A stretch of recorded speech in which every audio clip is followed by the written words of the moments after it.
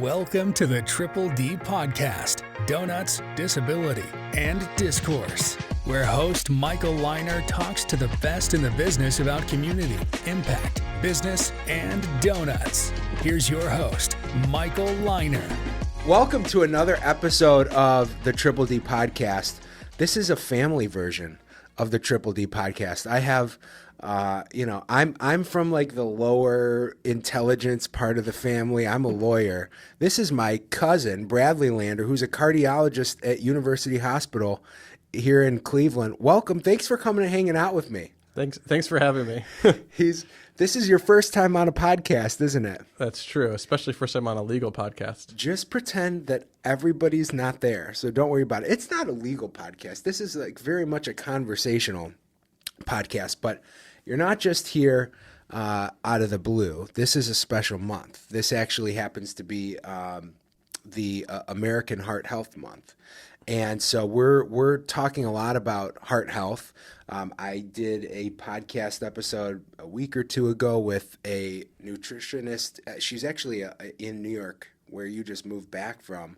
And she's got a national practice helping people, improve their diet and just trying to get their numbers where they should be. But we're doing a lot to celebrate American Heart Health Month, and I'm glad that you came and hung out and are hanging out with me. Yeah, I appreciate the invitation. Yeah. So you just got back to Cleveland. You've been back for not that long, right? Right, about 6 months. What's the path towards being a cardiologist? Well, at least in the United States, you have high school and then college and then medical school. Usually medical school is 4 years. Now there are some that are moving towards a 3-year system, but I'd say the vast majority are 4 years. After medical school, you have to do internal medicine residency, which is 3 years, and then a cardiology fellowship, which tends to be 3 years as well. So you're very well educated. That's fair to say. I've been in the school system a long time.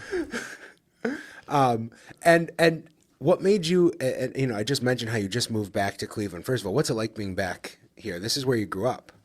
I'm not from here. You're from here. I just ended up here. Right. I mean, it's a great city. And so it took some convincing to come back here for my family, but it's great. It's a wonderful city, wonderful people, fantastic organization that I work for, and hopefully make a difference in the community. You've told me in, conversations that, the opportunity was great here for the type of cardiology that you really want to focus on. So, you can help anybody who has a heart problem, right? I mean, that's your training, but really there's like a special focus that you want to have, which is like sports cardiology, right? Helping people. What is that? Right. So I am a general cardiologist, so I take care of all sorts of people with heart issues. I don't necessarily do procedures. I don't do catheterizations or pacemakers or defibrillators. But within general cardiology, my interest is in sports cardiology and taking care of patients with a condition called HCM, hypertrophic cardiomyopathy. So the HCM is more straightforward. It's one specific condition. But sports cardiology, we take care of athletes, or I should say highly active people as well, who either have suspected or known cardiac issues. And I think that where it gets interesting is there's still, even though your, patient population might be very focused towards highly active people, athletes in particular, but the recommendations that you give them are probably similar to the recommendations that are made to all people how to improve their heart health. Is that reasonable? Is that right? Right. Yeah. There are national guidelines that recommend 150 minutes of exercise per week, either 5 times 30 minutes of moderate exercise or 3 times, more than that for vigorous exercise. What do you think about that? I mean, is that when we say there's American guidelines for that, they seem low. Is that? Well, they seem low, but very few people actually achieve that. So if they were higher, then you'd have to assume that even fewer people would be able to achieve that. I wonder if more people would be motivated to at least increase their levels of exercise. I mean, I never knew that it was, would you say 150 minutes per week?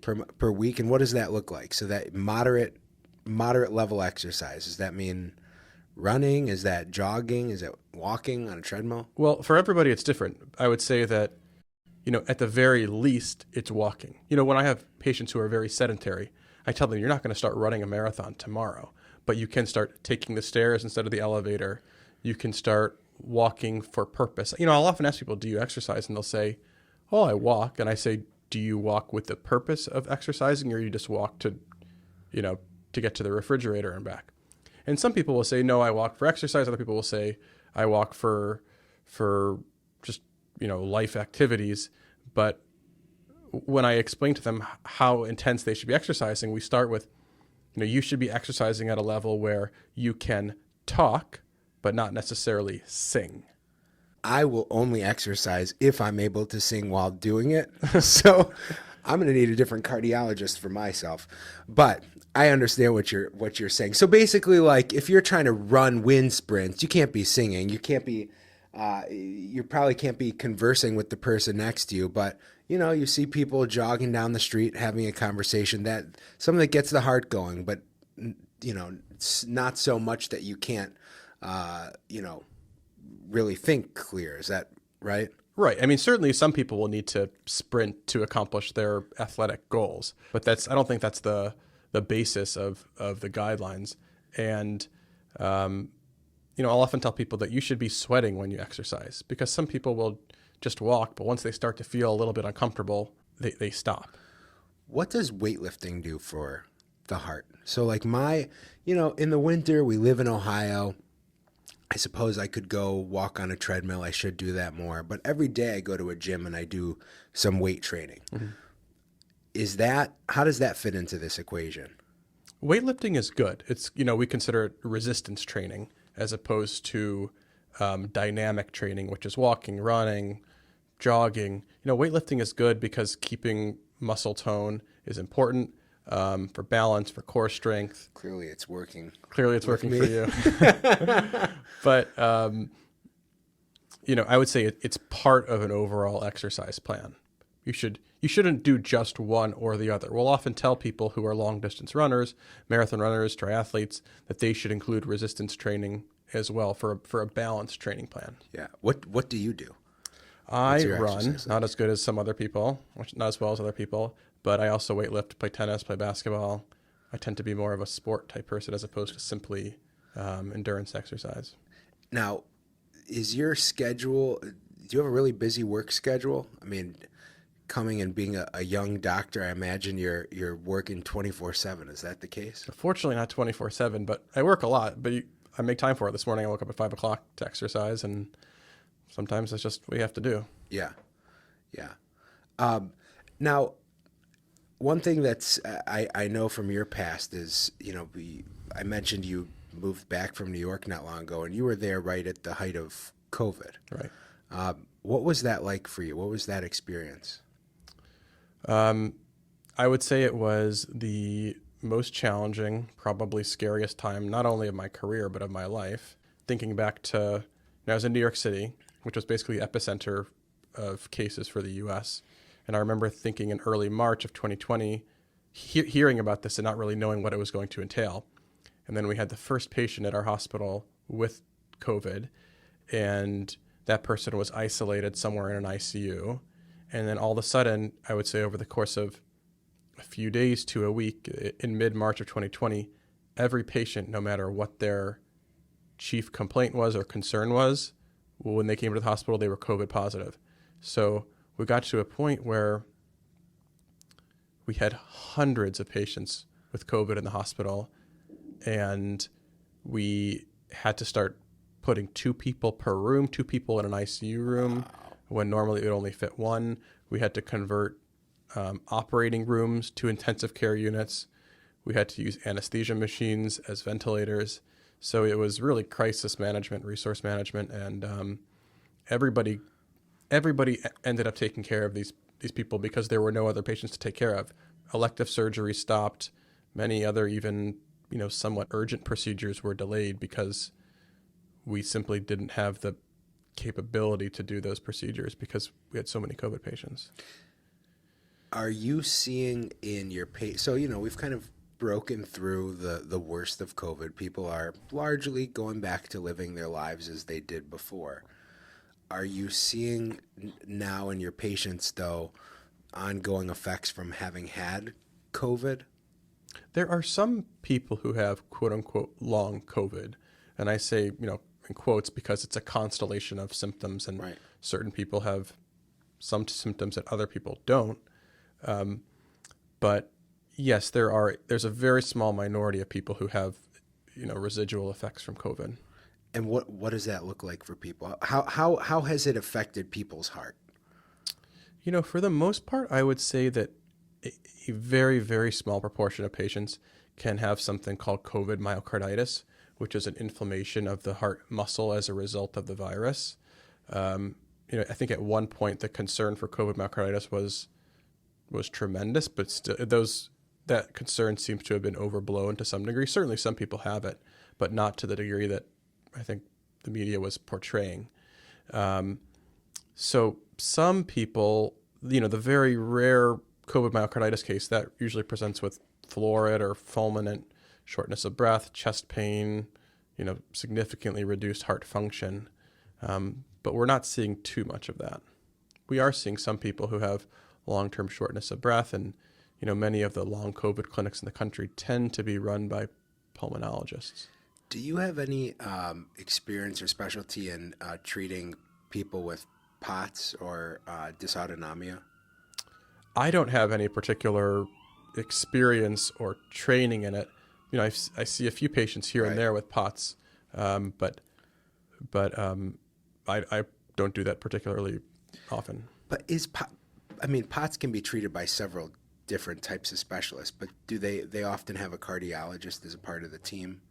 It depends. Yeah, cardiologists certainly are part of taking care of patients with POTS. Cardiologists, neurologists, sometimes internists, primary care doctors. And I'm asking that because I'm just thinking about the last 4 years and the types of cases that we've seen come in the office. And it was very, very rare to have a potential client or a client with POTS 4+ years ago. And now dysautonomia is just so prevalent in what we see. And I was curious if that was something that you had noticed in your practice. But I also understand that day to day that might not be what you're focused on and who you're treating.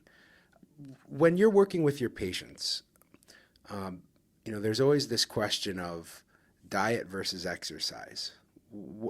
How much do you get involved? We talked about exercise. How much do you get involved with diet? I think that it's not a diet versus exercise. I think it's a diet and exercise. The vast majority of people who I talk to who have successfully lost weight will have done it with diet and exercise. And I do think that nutritionists and dietitians play a really important role just in general, because despite what the public may think, physicians don't have really in-depth training on diets.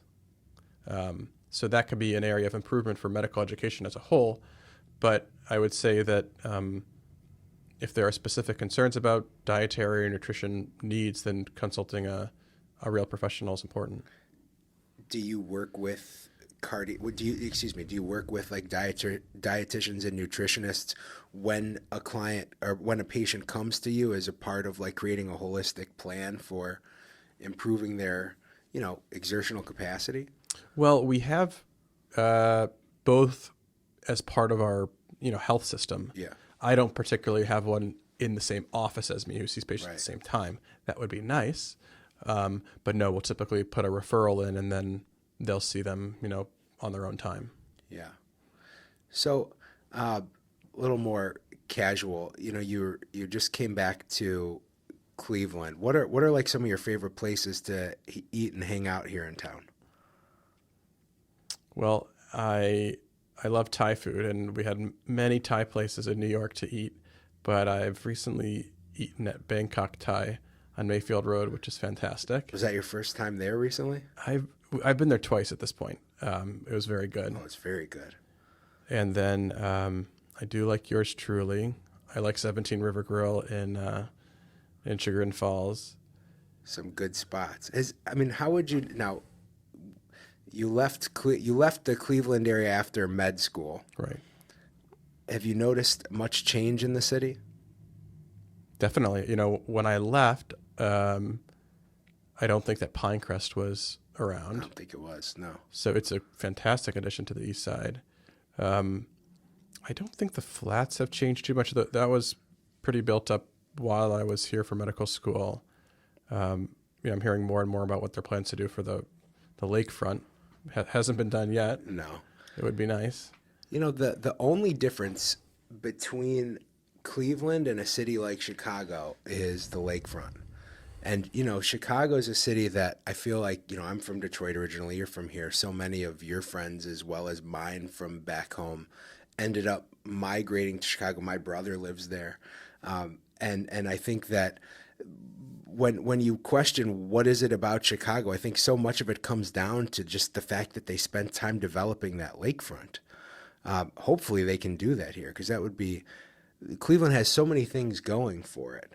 But just the downtown development really could impact the city significantly. And if you look at Baltimore too, Baltimore is a similar type of city to Cleveland in the sense of, size, except they use their waterfront exceptionally well. It's basically the center of the city. And I always wonder, why can't we do the same here? It's interesting because when I think of Baltimore, I don't necessarily think of, and I know, your sister lives there, but when I think of Baltimore, I don't think of a city that's like, yeah, this is a model for success in America. I always think about it as stay away from West Baltimore, because that's not a place you want to get in trouble. But I hear what you're saying about just the way to use the lakefront, and hopefully the leaders in Cleveland can do the same thing. Have you been there? Have you been to the waterfront in Baltimore? It's been a long time since I've been there. When I lived in Washington, D.C., when I was in law school, my brother lived with me, and we would go to Baltimore occasionally, a few times. I know we went to like a few Orioles games. What I really like that's close to Baltimore is Annapolis. It reminds me of like the quaint little towns in Maine that I've been to over the years, or like just like a New England town, but that's like a kind of a cool special place, Annapolis, which that's where the U.S. Naval Academy is, right? Right. But have you been there to Annapolis? No. Oh, you got to check that out next time you go out there. It's only like 25 minutes from like the area where your sister lives. You'd really like it. It's good for families. I've heard great things about it. Go walk around. Yeah, maybe it's a little bit further than that, but it's not far. It's definitely not far. Well, I really appreciate you donating your time and coming to hang out and chat with us. I am looking forward to people tuning into this to be able to hear a little bit more about what they can do to improve their heart health. Thank you so much for hanging out, Bradley. Thanks for having me. I appreciate it. Yeah, Dr. Lander. Thanks for listening to the Triple D Podcast, Donuts, Disability, and Discourse. Rate, subscribe, and tune in next week for more discourse and donuts.